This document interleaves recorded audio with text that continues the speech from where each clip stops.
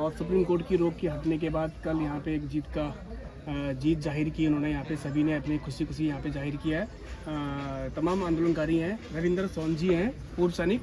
सोन जी, video में एक viral हुआ है कि जो कोडार के जो विधायक हैं वो कह रहे हैं कि मैंने अपना एक प्रतिनिधि यहाँ पे भेजा है और मुझसे मिलने के लिए। कल भी वो यहाँ से देहरादून से आए, धरने स्थल से सीधे वो निकल गए, आगे से उनका जुलूस निकला, पर यहाँ पे नहीं पहुँचे। तो क्या है वो मामला कि यहाँ पे वो करेंगे कि मैंने अपने यहाँ पे एक प्रतिनिधि भेजा था और आप लोगों को मिलने के लिए बुलाया था? पूरा मामला बताइए। देखिए, मैं तो रितु खंडूड़ी जी से यही कहूँगा कि सबसे पहले उनको जो अपने पार्टी का जो नेता उन लोगों ने कोई भेजा रहा होगा, सो कॉल्ड जो उनके द्वारा कहा जा रहा है, उसको जनता के सामने लाना चाहिए कि मैंने धरना स्थल पर इस आदमी को भेजा था, वो प्रमाण के साथ यहाँ पर पहुँचे। ऐसे जनता में जो ये भ्रम फैलाने का कार्य कर रहे हैं, सोशल मीडिया पे ऐसा गंद फैलाने का काम कर रहे हैं, मैं आदर सम्मान के साथ विधायक कोटद्वार को कहना चाहता हूं कि ऐसा वक्तव्य ना दें, इससे आपको बचना चाहिए। क्योंकि पहले भी आपके छुट भैया नेताओं के द्वारा इन आम क्षेत्रीय जनता को गाली दी गई। जो इस धरने का नेतृत्व कर रहा था भाई परवीन थापा जी, उस पर छीटाकशी की गई, उसको गोरखाली कहा गया, उसको थापा कहा गया, उसको नेपाली कहा गया। नाना प्रकार की बातें हुई हैं, नाना प्रकार की गाली गलौज इस आंदोलनकारियों के साथ हुई हैं, क्षेत्रीय जनता की साथ हुई हैं। तो अब आप सोशल मीडिया पे इस बात को, ये झूठा प्रचार प्रसार फैलाकर थोड़ी सी सुर्खियां बटोरने का कोशिश मत कीजिए। अगर आप में असली दम है, आपका सत्यता का कोई प्रमाण है, तो आप उस आदमी को लेके यहाँ पर आइए कि मैंने इस आदमी को धरना स्थल पर भेजा था, ये आदमी इस आंदोलनकारी से मिला है और इस आंदोलनकारी ने हमको कहा है कि हम जो है विधायक से नहीं मिलना चाहते। पहली बात। दूसरी बात, इन्होंने कही है कि हम मुख्यमंत्री जी से नहीं मिले। पूरी जनता, कोटद्वार, भाबर, उत्तराखंड की पूरी गढ़वाल की जनता जो है, साक्षात प्रमाण इसका है कि हम लोग एक भारी जन सैलाब के साथ देहरादून मुख्यमंत्री पुष्कर सिंह धामी जी के चौखट तक पहुंचे थे। लेकिन पुष्कर सिंह धामी जी उस दिन अपनी घोर निंद्रा में व्यस्त थे। साथियों, मैं ये कहना चाहता हूँ, जनता पहुंची थी, उनके दरबार तक पहुंची थी। 2 घंटे प्रतिनिधि मंडल को अंदर ओएसडी के द्वारा बैठाया गया था और उनके द्वारा ये आश्वासन भी दिया गया था कि माननीय मुख्यमंत्री जी अगले 2 दिन में आंदोलनकारियों से मुलाकात करेंगे। लेकिन वो 2 दिन आज तक नहीं आया है। साथियों, ये देख लीजिए आप लोग, ये है इनकी मानसिकता, ये है इनके मुख्यमंत्री की मानसिकता, जो आम क्षेत्रीय जनता से हमेशा दूरी बनाते रहे हैं, क्योंकि इनको श्रेय लेने की होड़ है। कहीं ऐसा ना हो कि क्षेत्रीय जनता इसको श्रेय ले ले। कई दिनों से मैं ये कहना चाहता हूं, हमारे उत्तराखंड के हम प्रमुख सचिव से मुलाकात करने की कई बार हमने प्रयास करा। कल परसों तक हम उनसे डायरेक्ट कांटेक्ट उनके पीए से करते रहे कि हमको मौका दीजिए, हम आपको पूरे साक्ष्य के साथ इस रोड की जो है उस चीज को बताते हैं, माननीय सुप्रीम कोर्ट का आदेश दिखाते हैं कि ताकि इस रोड का कार्य आगे बढ़ पाए। लेकिन बार बार आंदोलनकारियों को रोका गया उनसे मिलने से। एक बात और मैं सबको क्लियर कहना चाहता हूं और विधानसभा अध्यक्ष रितु खंडूड़ी जी को यह स्पष्ट कर देना चाहता हूं, विधायक जी, हमने आपको आपके निवास पे आकर, आपके ऑफिस में आकर, कोटद्वार में जब एक विशाल रैली थी झंडा चौक में, उसके लिए आपसे आवेदन किया था कि आप जनता के बीच आए और जनता को अपना वक्तव्य दें। आप कहां छुप के बैठी थी उस समय, बताइए, कहां छुप के बैठी थी?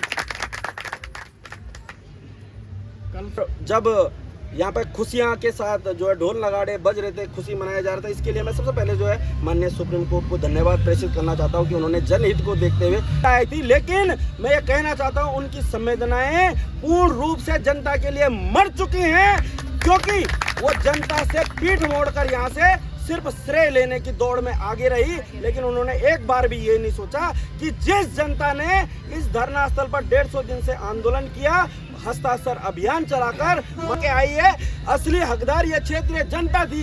कल विधायक को इस क्षेत्रीय जनता के साथ अपनी खुशियां जो है सेलिब्रेट करनी चाहिए थी। और जहां तक लाइट काटने की बात है, बिल्कुल आधे घंटे हमारे प्रोग्राम में जो यहाँ पर चल रहा था उसमें डिस्टर्बेंस हुआ है, ताकि विधायक को जो है उसकी बात भी कहीं हो पाए, विधायक का जो श्रेय लेने में जो है कोई कमी ना हो पाए। तो मैं साथियों कह, ये बिल्कुल निंदनीय है, ये सरासर जो है तानाशाही का प्रतीक है। ऐसा कार्य नहीं होना चाहिए, हम बिल्कुल निंदा करते हैं इस बात की। उनको नुकसान हो जाएगा तो कौन सा गलत बोल दिया उन्होंने। अगर बाद में आप उसके बाद आप आओगी तो आपके साथ तो वही हसरत किया जाएगा। तो कौन सा गलत बोल दिया उन्होंने। मेरे हिसाब से कोई गलत नहीं बोला भाई। अगर हमारे घर में अगर हम यहाँ पे बैठे हुए हैं 10 आदमी, हमारे घर में कोई हादसा होता है और उसके बाद जो है कोई जो है पहुँचेगा तो क्या मतलब है, पहले से आना चाहिए ना। तो वो तो आए नहीं, ये समस्या है। और ऐसा कुछ भी नहीं है। हम अगर अभी भी आए तो हम स्वागत करेंगे उनका भाई, वो हमारी विधायिका है, हम ये बोलते हैं। लेकिन आप हमसे दूर भाग के जो है अपना मुँह नहीं छुपा सकती। आप कोटद्वार की विधायिका है, सबकी विधायिका है। ओनली जो है आपको जो है वोट उन्हीं लोगों ने नहीं दिलाया आपको, जो आपसे पैसा बटोर रहे हैं या जो आपसे जो है आपके आगे पीछे घूम रहे हैं। सारी कोटद्वार की जनता ने आपको वोट दिया, तभी जाके आप जो है आप कोटद्वार की विधायक बनी है और विधायक हो आप कोटद्वार की जनता का। ये है मेरा धन्यवाद भाई। सही बात। मातृ शक्ति की देखो भाई, तो जरा अच्छा सा एक गाना भजन बढ़िया सा गाना अच्छा सा भजन करके मैडम साहिब देखा होगा आप लोगों ने। हमने तो भीड़ में देखा ही नहीं, वो नाम हमारा आ गया, माला पहनाई बल नाम कैसे आ गया भाई, हमने उसे देखा ही नहीं। आपने भी तो देखा हमको माला पहनाई बल